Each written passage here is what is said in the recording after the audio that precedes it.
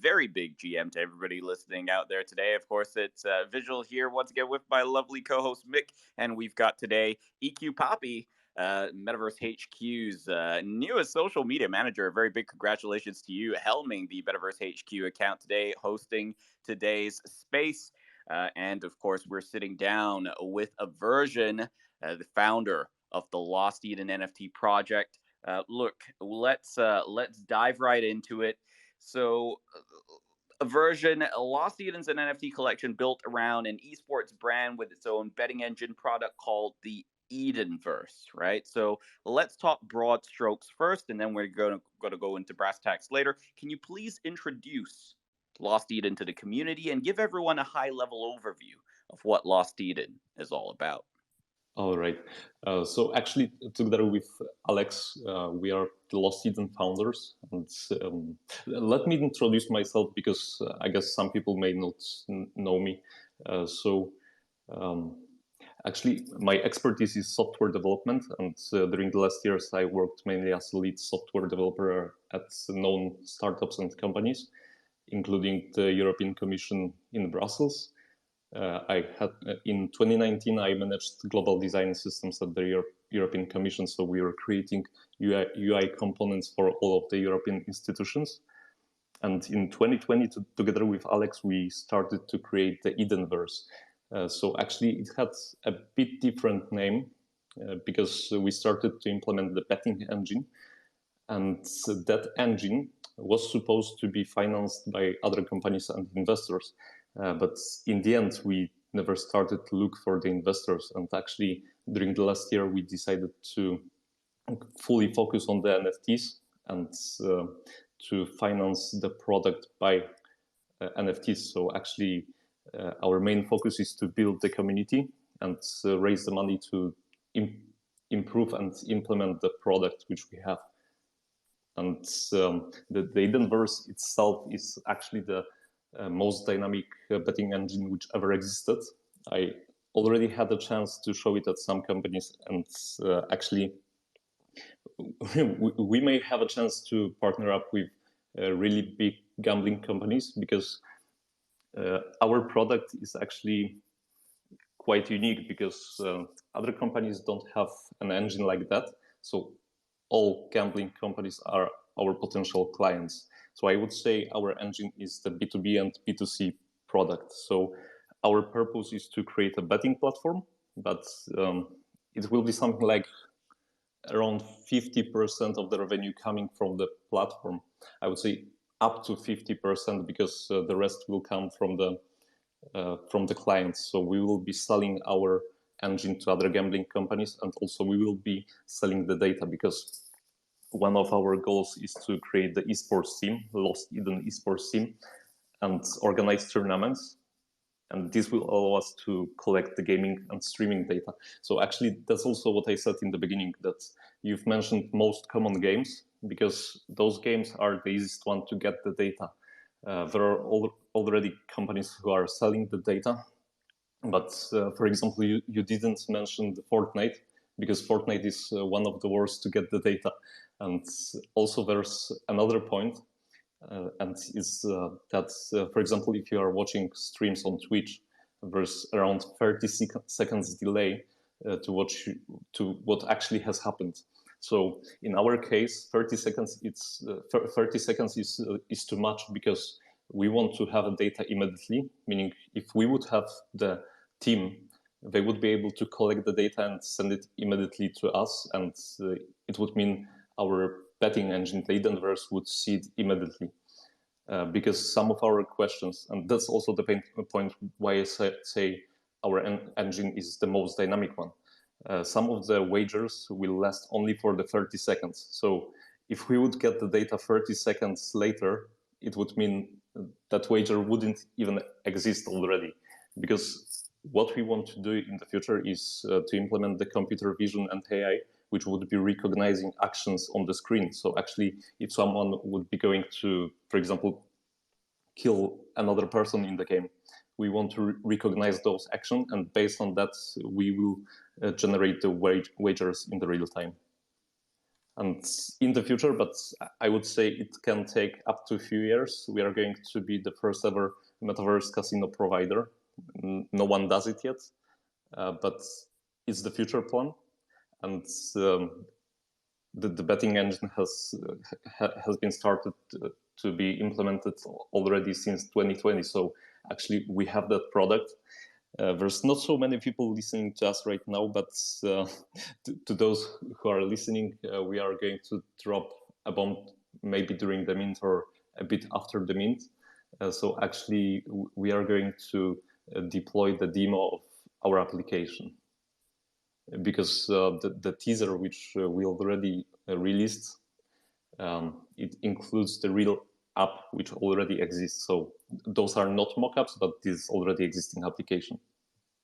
That sounds really good, a version. Like talking through it, that it's highly technical, and we've covered quite a lot of ground in that short period. So, as people are filtering in, can you maybe let's bounce it back a bit? Talk about the team, introduce everyone to who Lost Eden is, and maybe talk about how you guys met and landed on Lost Eden, the esports brand, as a project. All right. So actually, Alex is my fiance. We are together for about 9 years already, and we started that project together with the help of other software developers, because that engine is pretty technical thing. So we started it in 2020, but if we are talking only about the NFT and the NFT team, we met everybody in other projects, let's say. So thanks to NFTs, we had a chance to connect and build a community. That's so good. And then landing on Lost Eden as a project, what led you in your journey through life to a gambling platform and an NFT project based on esports? So actually, I had a chance to work at gambling companies and startups, also esports companies, and I've seen the reason to create our engine, and it was that there are problems which are not solved yet by other companies. So actually, some of them. Actually, let's list those problems which exist, so you will understand why we decided to create the engine. So the first one is that there's not enough support from the bookmaker in the current market, meaning that players play against the bookmaker, and actually our engine is about playing together with our support, meaning other bookmakers ban people when they win too much, but we are going to help people winning as much as possible, because players in our system will be playing against each other. So we will prepare analysis and simulators to let them train and let them win as much as they can. Another point is that users blame the bookmaker, the company, for their losses. And here they are not going to blame anyone, because they are going to win thanks to us. So actually, it will be dependent on how good they are trained in our system. So it will be more like a game, and based on that, they will be ranked. So actually, people will be playing against each other, and based on the rank, the prize pool will be distributed to the winners. Another point is that other websites are quite outdated, and I mean technologically and visually. So actually, we already use the fastest technologies, like on the front end React and JavaScript, on the backend mainly Node.js. So it means our system works faster than those which are already implemented. So also the point is that other gambling companies, they all use something like the same system. So whenever you go, there's a bit different UI, but in general, everything is the same. So actually, in our case, it's like that. When you go to our website, you already see the stream, and you already see the events on the left. And you can choose the event based on the game, based on the sponsor, or based on the prize pool. And you immediately jump to the game, And after jumping to the game, it's like you are joining the game server. And you see the live stream and you see the wagers being generated, and you can just choose and play against each other in very quickly way. Another point, really important one, is that big companies do not care about smaller markets. Meaning, for example, in some European countries and even in some states, other bookmakers even sometimes they think their website works, but it's not true because they are not regulated, because they don't follow the law of smaller states or countries, and they are losing the revenue there. So actually our point is to be licensed in as many states and countries as possible, so we will be able to cover even smaller markets. And those are actually points which made us to start working on the engine, because we see there are problems which we are able to solve. That's very, very cool version. Now, I just wanted to jump in to clarify something here. So when, the traditional consumer experience of esports betting is, I look at a match, let's say, I don't know, Navi versus Cloud9, right? They're playing CSGO on, Dust 2 or something like that. And I can, there's usually a couple of bets, right? Who wins, well, there's just a couple of bets that you can make. For example, who wins, who loses. Now, usually I would make that bet, and depending on the outcome, I would get paid out in, typically a fiat currency of my choice.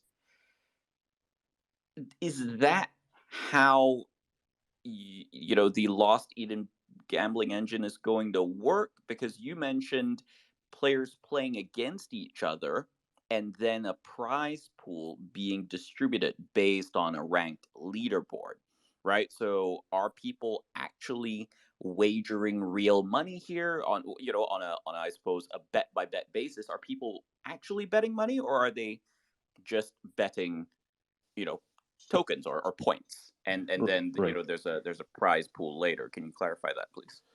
Yep. So actually, in the beginning, we are going to deploy the app to our holders, meaning that they will not spend any real money, because they will be earning whitelist spots and NFTs on our platform.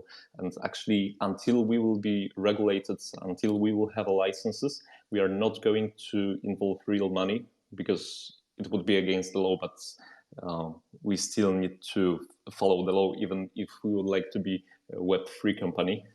And later, when we will obtain the licenses, there will be real money involved. And actually, by clicking the deposit on our website, you would be able to deposit the money through the third websites like PayPal or Skrill, or even connect your MetaMask. So you could be spending fiat or cryptocurrencies. And then, as I said, you would be joining the game room. And it means you could join the game room for something like $6. So other players would have to spend the same money, and this money would go into the prize pool. So actually, as the betting platform, we would be taking a small fee, and it's really important for our holders, because they should be looking at it not like the users, because we are going to share our platform to much more users than just the holders. So our holders should focus on that, how we are going to generate the revenue for them, because actually we are going to distribute part of the profits from the Edenverse to our holders. So I would say focus more on that, how we are going to generate the revenue, meaning we are going to take small percentage from people by taking a small fee.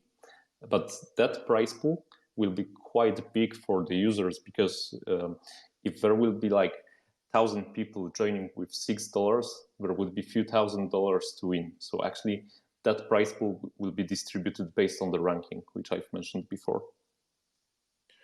That's great. And we did answer a question we've got coming down the track a little bit, and that is that there does seem to be some kickbacks to NFT holders. So on that topic of the NFTs themselves, can you talk us through what people are going to be minting and what they're going to be able to do with that NFT after minting in the short term? Right. So actually, because some people came to us only because of the art. They didn't even know we have the utility created before. So actually, we have the 3D objects, meaning that those objects could be also used in the metaverse, but we don't want to advertise ourselves like we are creating an NFT which will be deployed to the metaverse as well. But of course it will be. But what it brings to our holders is that by holding the NFT, first of all, they will be able to take profits, meaning we will distribute profits. Actually, our plan is to create tokens, and our holders will be able to claim those tokens with their wallets, and the pool of the tokens will be created by the Edenverse profits, meaning we are going to take the part of the Edenverse revenue and distribute it to the holders, as we really appreciate our community. And another point, actually, I would say it could be also for the users of the Edenverse, because holders of our NFT will also have reduced fees in our engine, meaning if they will hold more NFTs, the fees will be much lower. And actually, by holding more NFTs, they will also receive more profits into their wallets from the Edenverse. Interesting. So you're not only going to be able to get passive token earn, but the NFTs themselves also have a stacking effect on the fees attributed to using the platform. So it does look like there's a very good cyclical system forming there. Will the payouts and the discounts require staking of the NFTs, or will they just be more of a passive thing? And if so, how will you be controlling people sort of claiming and dumping? Is that going to be an issue or not? So actually, we still need to discuss that thing, but the case is, I would say, people could be scared about connecting their wallets always when they would go to the Edenverse, meaning probably they don't want to connect their main wallets with all of the NFTs to have reduced fees. So the staking could be the option, but I guess we can also create the system where we would be recognizing if those NFTs are at the same wallet, so they would connect their wallets only once to the system. Because Right. There's no real point in staking their NFTs on our wallets, let's say. I prefer people to have the full control of their NFTs at the specific moment. It's like, I would say, in my opinion, the current staking system is more like you're keeping your cryptocurrencies on the exchanges instead of cold wallets. Yeah, I get exactly what you mean now. So with the roadmap that's being built around the Edenverse, can you talk us through maybe the first 3 key milestones? So once you launch, what functionality is going to be available on launch, and then what's maybe your next 2 big milestones from there? All right. So actually, the first thing which we are going to do is deploy the Edenverse app to our holders. As I said, there's a huge chance that we are going to deploy the demo during the mint. So actually, everyone would be able to experience how the app works. But what we are going to do after the mint is deploy the app to our holders, and we are going to distribute whitelists to other projects and NFTs to other projects through the platform. So actually, our holders will be able to win those spots by playing in the platform. So it's like some other projects have staking, some other have raffles, but here people would be able to have fun in the Edenverse and win those spots.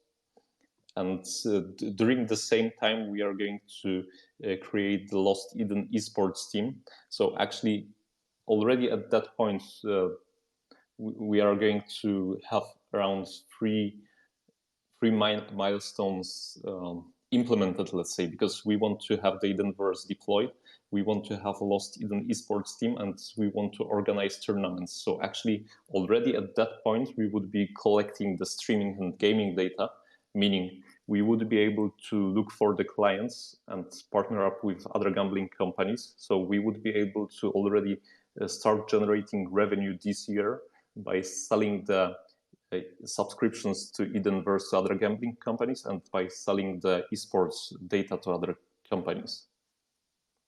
So it's like B2B and B2C product. It will be implemented this year. Right. So there's going to be functionality available on day one, which is really good to know. Is there going to be some form of a demo, beta, etc., available prior for people to check out, or is it going to be on launch only? So as I said, my goal is to deploy the demo during the mint or a bit after the mint, but it could happen on the same day. So actually, I'm going to deploy it on the server, and people would be able to actually test everything what they have seen in our teaser, because it will be exactly the same app. Okay, so it will be mint day, which is the first availability of that app, which is good to know. And then maybe as a specific use case, how will the whitelist spots be used as a payout mechanism on the betting engine? Is that going to be user selected, or is it more like a lotto roll where you win, but you don't really know what you're going to win until you do, and then you could get whitelist spots or you could get tokens? How's that going to function? So actually, let's take an example of like it's of course only theoretical, but if there would be Llama versus drop, so let's take Llamascape because they are going to mint. They could partner up with us and distribute some amount of the whitelist spots, and those spots would be distributed only to our holders through the Edenverse. So people would be able to come to the Edenverse and choose the project they want a whitelist spot for, and they would join that room like a gaming server, and by betting against other holders, they would be able to win those spots. So let's say there would be around 8,000 holders, and there would be only 100 spots for the Llamascape. So those 8,000 people would be playing against each other to win those spots. So in the current space, it's more like that. You go to the Discord and you just take part in the raffle, but we want to keep our community engaged.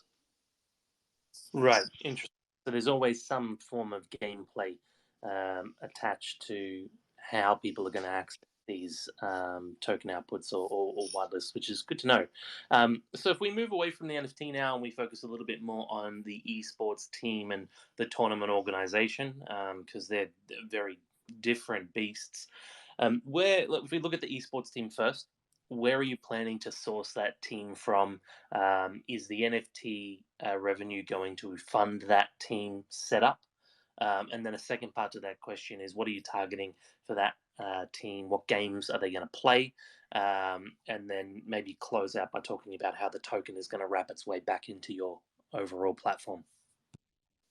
Right. So actually, we already started to speak with other gamers, streamers, and existing esports team, because there could be an option of hiring gamers and creating the Lost Eden esports team, but there could be an option of acquiring the existing team, which would mean rebranding of that team. But it all depends, and actually that's also the case for some of our partners, because we may partner up with few companies, and actually at least one of them already have existing esports team.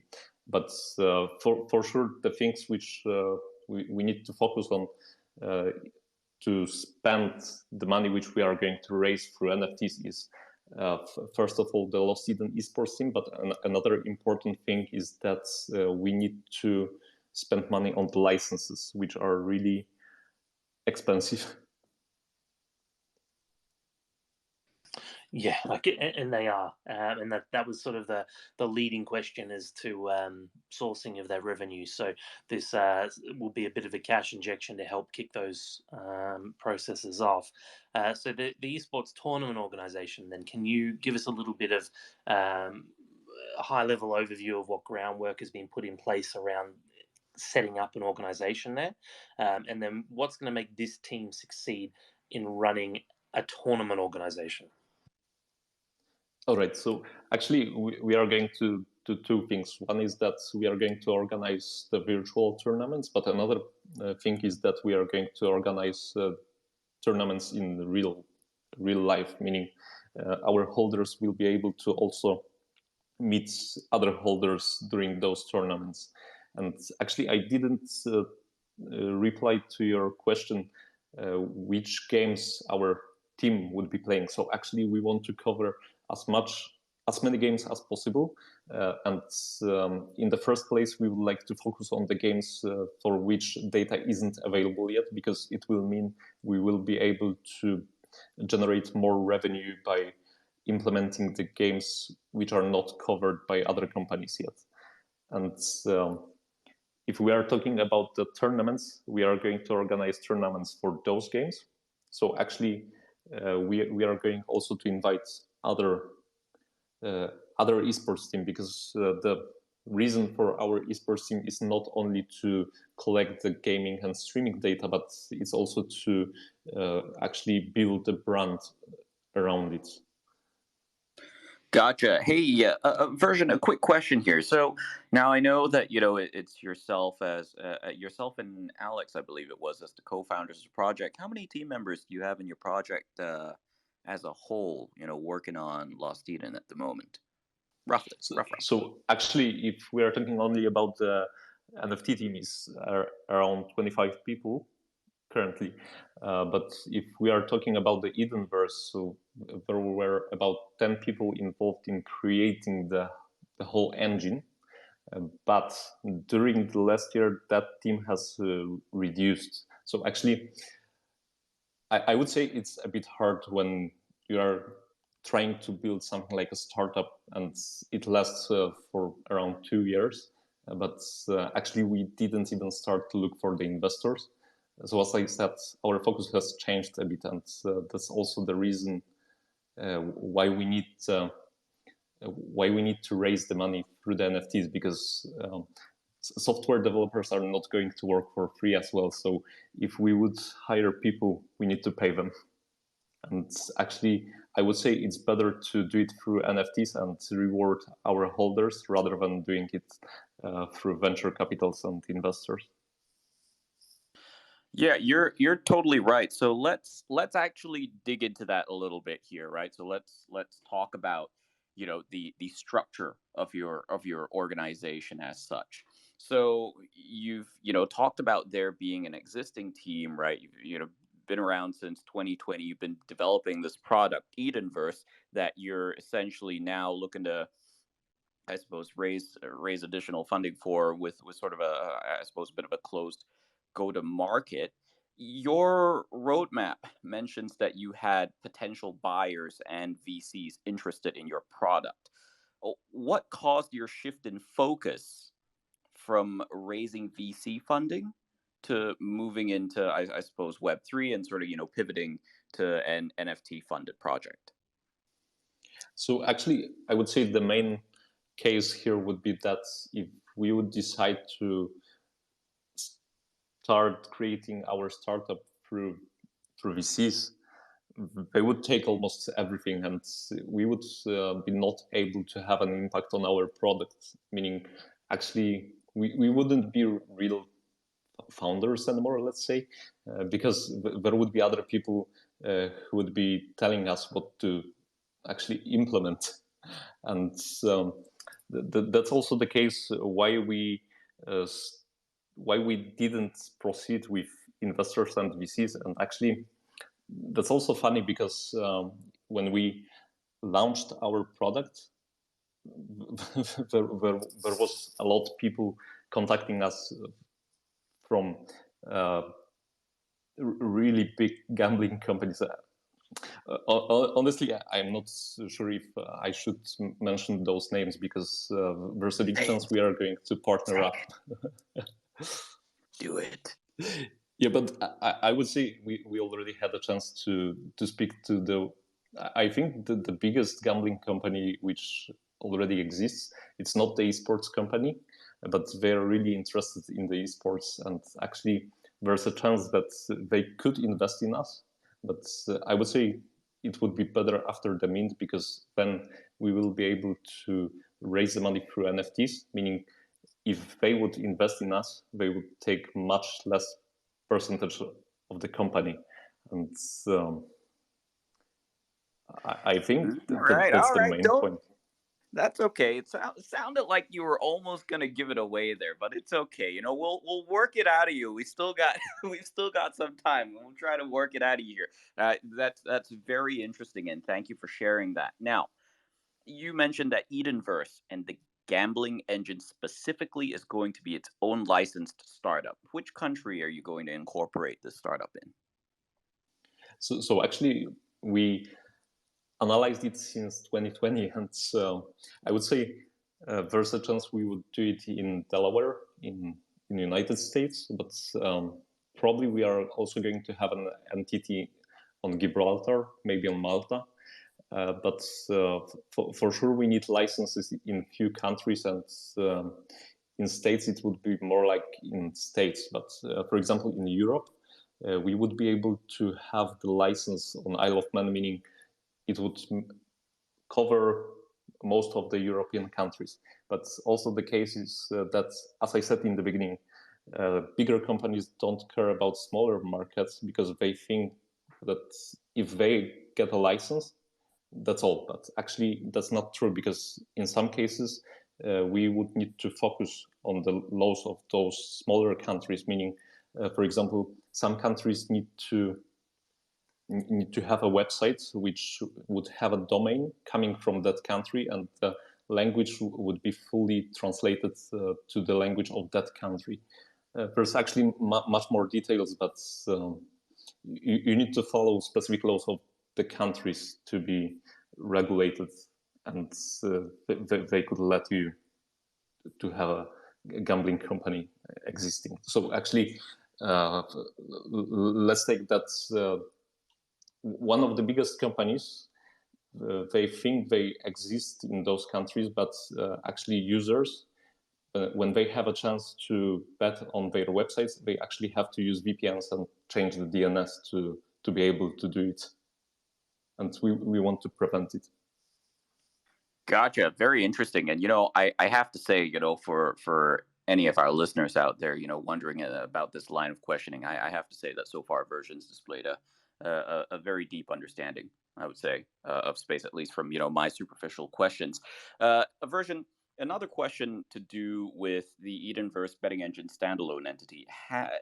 Is there, so you've mentioned it's going to be its own standalone entity separate to Lost Eden, which means hypothetically, the Edenverse engine entity could raise VC fundings separate to the NFT collection. Is there a world in which that happens? Is there an intent to do that, or is that completely off the table? Actually, that's exactly what was our purpose, because thanks to this, investors wouldn't have any impact on the Lost Eden. Meaning there could be even a chance that we would sell out our engine, meaning we would be able to distribute profits from selling out the engine to our holders, and we would still keep the Lost Eden. So actually that brand would still exist. And the point is that thanks to the community and thanks to the NFTs, we would be able to improve our product. And then, as said before, we would be able to raise the money from VCs, but they would take much lower percentage. All right, I like it. Protecting the Web3 community. Look at that. This is the timeline I came for. I'm I'm glad I woke up for this one. So, profits. Let's talk about profits for a moment here. What percentage of profits can Lost Eden NFT owners expect to receive A, through the general operation of the Edenverse engine, just a high level percentage, and then of course B in the event of a sale. What would that look like? Would it be the same? Right. So actually, for sure, I don't want to overpromise things, but I would say the easiest way to uh, say the percentage would be based on the value of the engine itself. Actually, after the raising money. Gotcha. Okay, fair enough. So you're gonna take a valuation based approach. That's totally fine, and I don't want to stitch you up either, since I know these questions I'm asking are not the easiest to answer. So a version, I just Right. want you to know But that. Yes. honestly, because as I said, we want to distribute profits through the tokens. But if there would be a point we would decide to sell the engine before creating the tokens, we are just going to reward our holders with other cryptocurrencies. So if we are going to mint with Ethereum, I would say we would reward our community with Ethereum before creating the token. If we would hypothetically, if we would sell out. Okay, you got it. Is there a benchmark number in your head, like a range at a very high level? So let's say, I mean, look, we've got listeners here today, some of whom are obviously thinking of picking up a Lost Eden NFT, as holders at a very high level. Let's talk about the entirety of the collection, right? What's a rough percentage range in your mind? So Rough. actually, do you mean the value valuation of that engine? Well, I mean specifically here in terms of the profits that are generated from the operation of the engine, what flows back to the holders of the Lost Eden NFTs. Right. So actually, as I said, that percentage would be based on the valuation, but uh, I would say the revenue which we would be able to generate would be much higher and well even what we are going to raise from the community. So actually, our goal with the engine, if we would ever sell out, we want to make it unicorn first. Okay, you got it. And I get. actually, I'm not just throwing words, because if people went to our Gitbook, there's more details, but also there's a market size. The gambling market is really huge. So actually, by 2028, the online gambling will be worth around 160 billion. And there's no such a dynamic engine as we have in that space.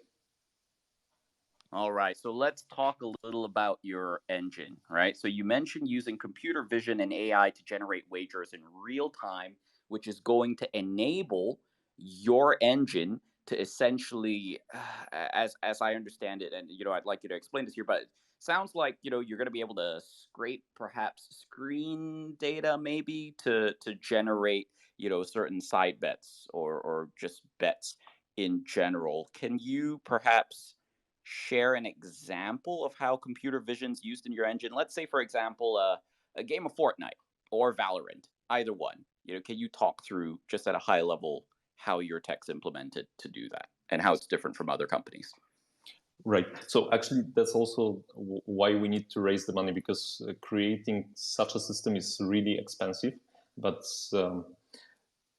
brief explanation of how it works. So actually, you teach the computer vision like you teach the machine. It's basically machine learning. So actually, you teach the system what things it should recognize, and those old games, they already exist. And even if they are going to implement new seasons or new maps, those things don't change for some time. So actually, our computer vision system is going to to learn how to recognize those elements first, and then based on that, it will be able to recognize and generate the wagers in real time.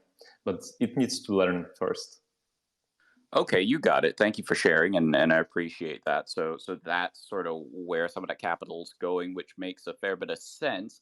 But in that case, what? So when you talked about the app sort of being ready, at or around mint, what exactly, how does that differ, I suppose, from this future vision of a computer vision AI powered engine? Right. So actually, in the very beginning, we are going to buy the data from those companies which I've mentioned. They already have it.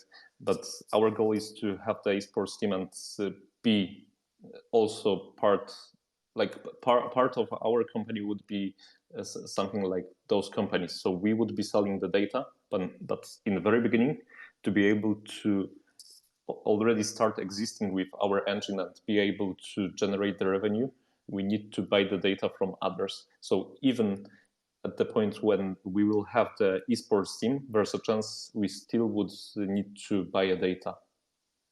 But our goal is to do it for the really short period of time, because when we will be able to have the data immediately, we will be able to generate revenue and use it in our engine, on our platform. Right.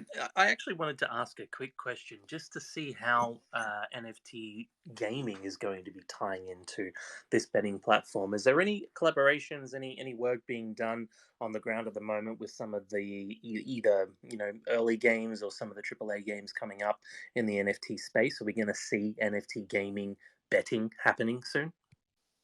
So actually, we started talks with other projects, and I would say there are few games which could exist in our engine, but they don't have real games yet. So it's hard to answer that question, because actually that's also the case in the NFT space, that other projects come to the space and the first thing they do is the collection, and then they want to create the utility.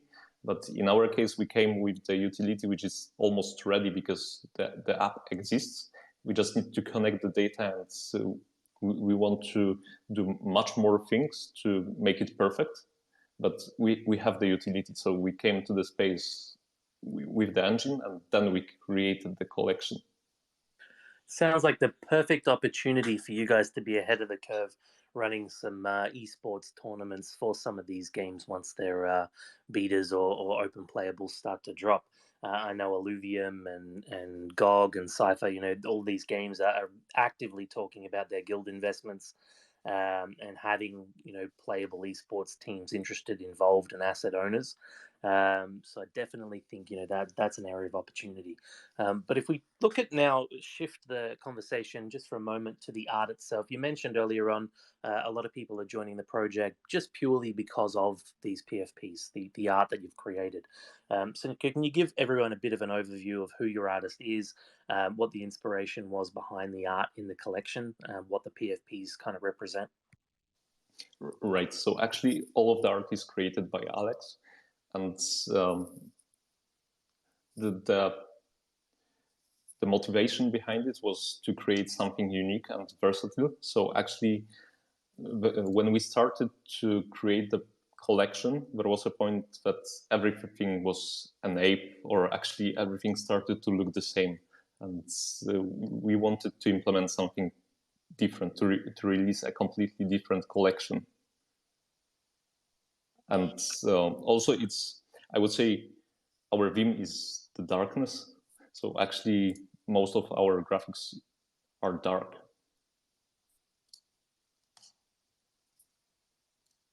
Sorry about that. I just managed to rug myself from the spaces.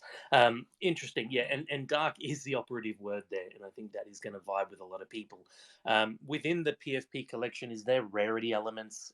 Is there any potential, have you randomized the traits? Are there some one-of-ones hiding that are going to be unveiled once reveal happens? Of course. So we are going to have a legendary NFTs, and those NFTs are there will be NFTs which will have actually, I mean, they will have the traits like other NFTs will not have, meaning the legendary will have only that specific trait. But in general, we have over 800 traits in our collection. I actually just want to, sorry, Mick. I just wanted to chime in there. Will Rarity have any impact on utility? So that's a good question, and we thought about it. But for now, I would say no, because we want to be fair with everyone.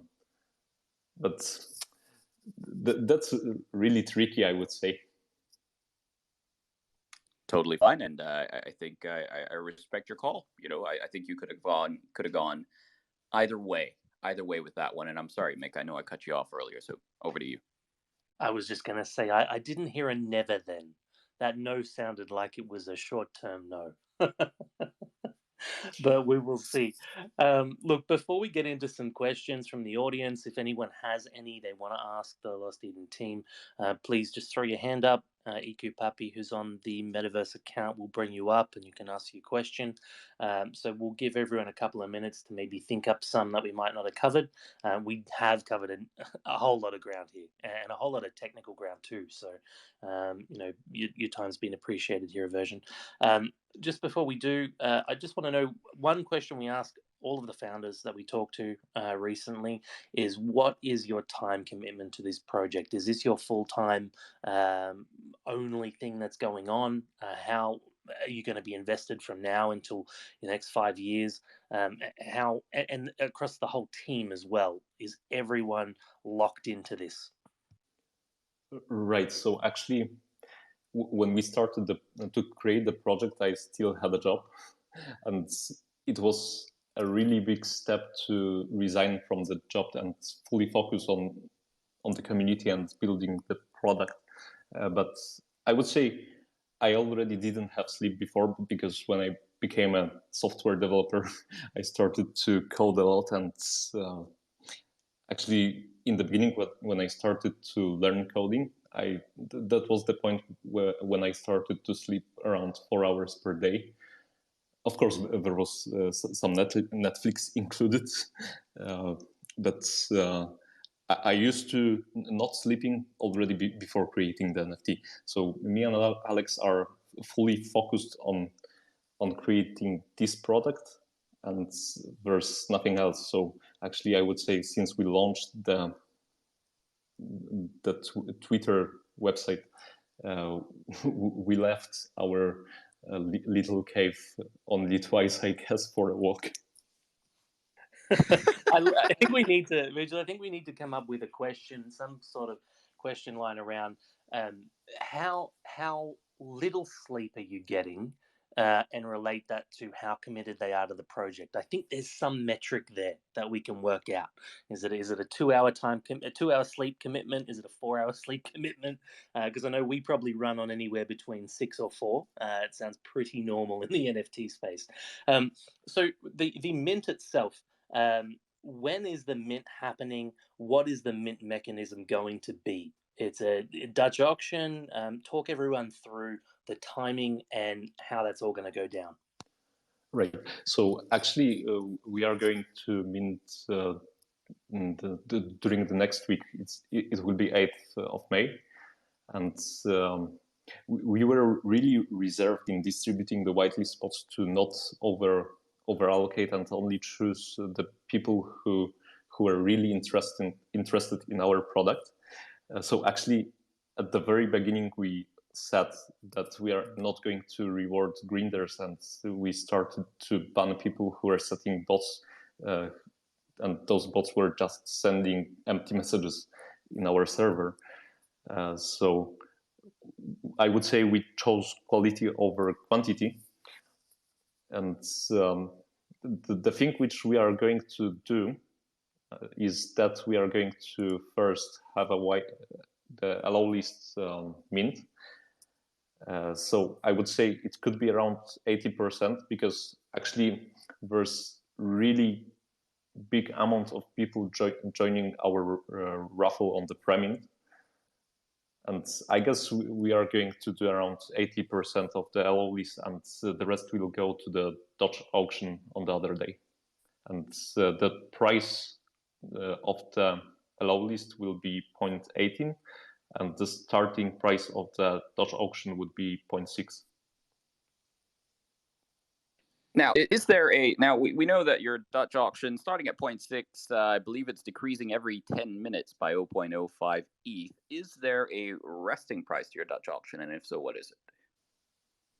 So actually, I would say it could be the same price as the low list price, but it's hard to answer because the current market wasn't in the best shape, I would say. So actually, it could end around that price, but I think we are not afraid about cutting the supply. So actually, our NFTs could be worth more for the people who already minted them. Okay, well, you heard it here first. Reduction in supply in the event of no mint out, very, very readily on the table here. Again, a very big thank you. We have a version here from the Lost Eden NFT team, of course, here with, of course, the gang from Metaverse HQ. Now, if we have any audience questions, now's the time. Put your hand up, and the very, very lovely EQ Poppy on the Metaverse HQ account will bring you on up here and make sure you get a shot at asking version any questions you may have. Just while we're waiting for anyone to put their hands up, I just want to say, a version, we asked you some pretty tough questions today, and I think that you've handled them incredibly well. I've certainly come away, very, very interested, I would say, in the Lost Eden NFT project. And talking about very interested, when you mentioned the allow list, and sort of how you awarded people the allow list, you talked about, how people, you wanted to award people who were interested. And of course, you didn't want to reward, basically grinding bots, right? Which is the way, which is absolutely the way. And we're seeing a lot of projects implement that today. I would say we've got about, 25 interested people here, some of whom may not necessarily be on the allow list. If anyone here was interested, how could they get on the allow list? Is it too late? No, it's definitely not too late, because we also reward people with really small amounts of messages, meaning if they write something meaningful, or if we see that they are interested in the product and they already did a research, meaning, for example, they just read our guidebook and had questions. For example, when we did our AMA on Discord, we had an AMA channel, and our team members were rewarding people who asked the important questions, and we noticed that they were interested in the product. But currently, that's one of the ways to get it. Another way is to take part in the raffle. Another one is to just vibe with the community and play games with us, because we try to organize games every day. Also, there's Z, who's running streams almost every day. So actually, people who join his streams on Twitch are also able to get a role by watching those streams.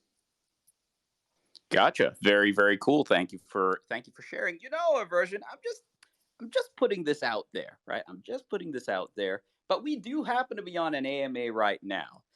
In the rare event, I'm just hypothetically putting it out there, that somebody did have a good question to ask, would you be open to extending them a whitelist slot or two? What do you think? Of course. And actually, there's Swissjack and Adam from our team. So they will be able to gather the name of those people to reward them on our server. Oh, you're an absolute legend, Version. Really, really appreciate that. And it looks like we do actually have now, understandably, yes, somebody with their hand up. Looks like we've got Zynal here being brought up to the stage by the lovely EQ Poppy. Again, very big congratulations to EQ Poppy on the Metaverse HQ account. Metaverse HQ's newly appointed social media manager. A very, very big shout out to you. Looks like we do have Zynal. Zynal is connecting. I do see Zynal just stuck spitting on to connecting there, Mick. Do you see him connected or her? Not yet. He is almost up in transit, in the metaverse transit. Metaverse transit. I do like it. And of course, if anyone else here does have a question for a version, founder of Lost Eden NFT here, potentially an allow list slot on the table for you. So don't be shy. Make sure you get your hand up, and EQ Poppy will bring you on up here so you can ask your question. In the I do have meantime, one. I might jump go in for and it. just ask one while we wait. So, Of is course. there going to be any utility? And there's a local betting agency like our biggest here in Australia, and a lot globally. They set up a platform for users to be able to wager their own bets, and it can be highly amusing. It can be extremely good time. Are you going to be setting up something similar where people can just wager on whatever they want? Actually, I think I didn't understand the ending of the story. Oh, so as part of the betting platform, I know there's going to be your standard bets, which take into account the data that's extracted from, the gaming that you set up your interfaces with. Is there going to be any mechanism for users to be able to structure their own bets? So setting the boundaries on what the bets might pay out due to. So let's say someone wants Right.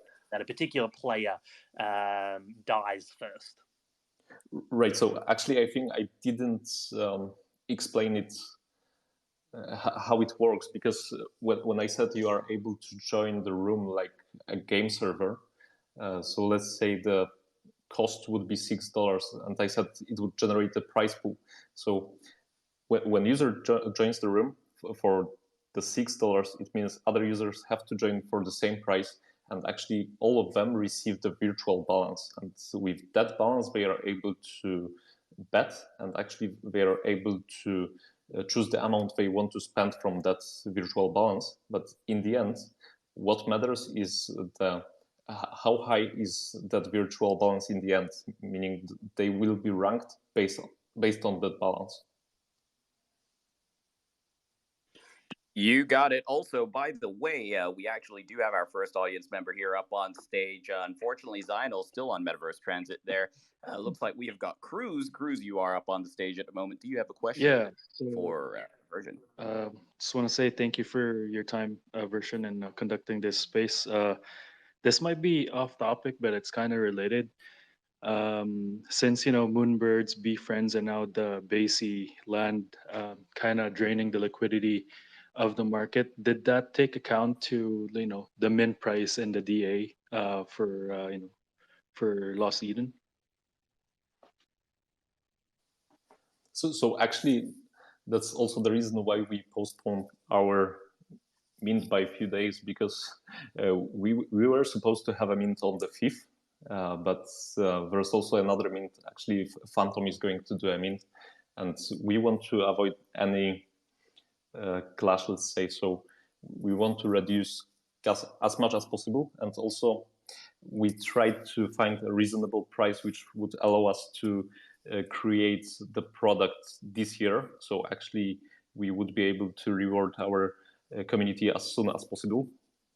Because in some cases, you invest in the NFTs and they are going to build the utility, and it can take them few years. So actually, that's not going to happen, because we are going to have the utility this year. And I would say we tried to find the reasonable price, and I hope those other mints will not have such a huge impact on the market. So even if some liquidity will be taken from the market, I think we should be still good. All right. Very, very cool. And thank you very much, Cruz, for that question. I do think you have scored yourself an allow list slot for the Lost Eden project. So very, very cool. Make Let's sure go. you send, I believe it is a version. Did you say to send Adam their details, was it? Yep, Adam or Swiss Jack. You got it. So we'll just keep it simple here. Make sure you're sending Adam a DM, perhaps with your Discord username and your wallet address. Additionally, we have found Zynal. Zynal, welcome up to the stage. You can unmute and ask the question. Ask your question. Okay. Thank you for letting me onto the stage. Firstly, I would like to thank the team behind Lost Eden.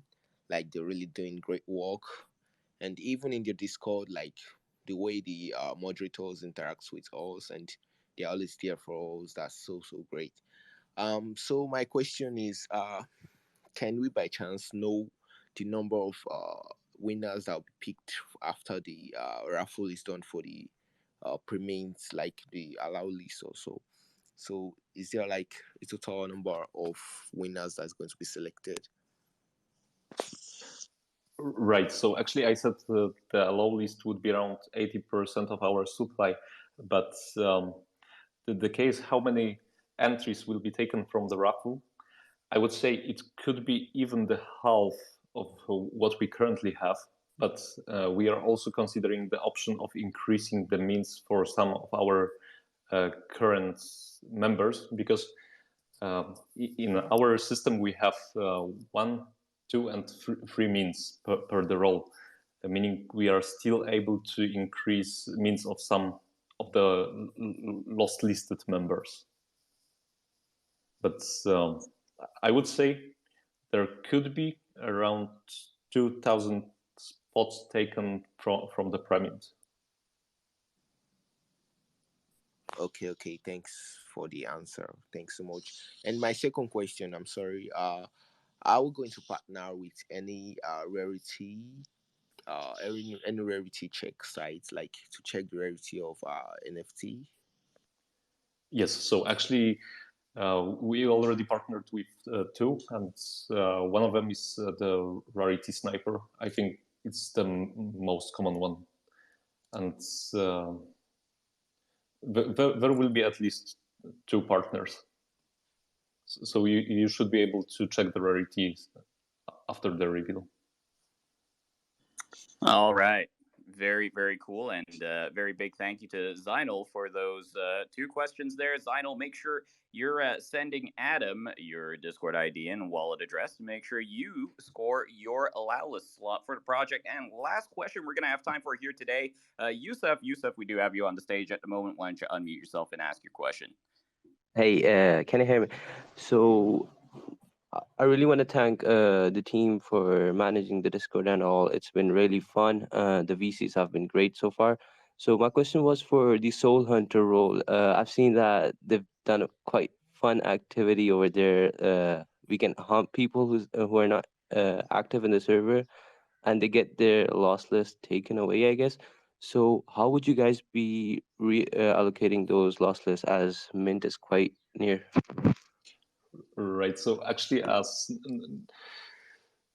let's say right now that we didn't take any roles. So actually, it's quite funny to see the hunt channel moving.